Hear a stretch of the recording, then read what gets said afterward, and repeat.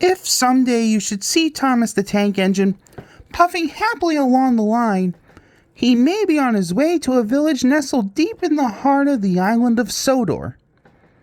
One morning, Thomas whistled to all his friends. But then an early snowstorm came.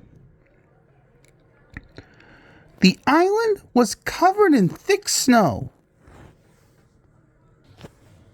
The engines found work difficult. Some had to help clear snow from the track, and workmen hacked away at the frozen banks of ice. Thomas and Percy were collecting important mail for Christmas. Said Thomas. Percy was feeling left out. But Percy's chance had come. Said Thomas's driver. Percy was delighted, but Thomas was sad. Said Percy kindly. Sighed Thomas. Percy was making good time on his way to the village when suddenly called his driver. There ahead was a fogman by the line. He was holding a red light. He shouted.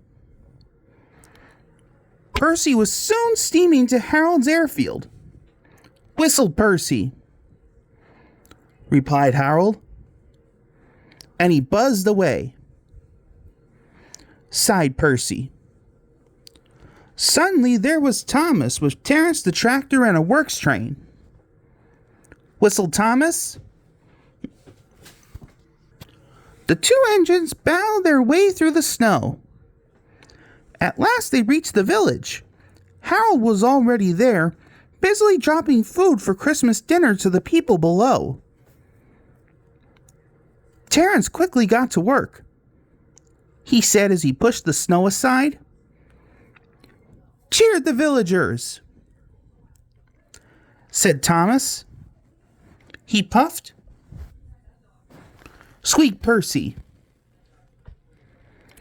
Percy hurried back to fetch it. Just then Toby arrived with Henrietta. He whistled. That night, all the engines had gone back to the sheds except Toby. The villagers had made a plan to thank the engines.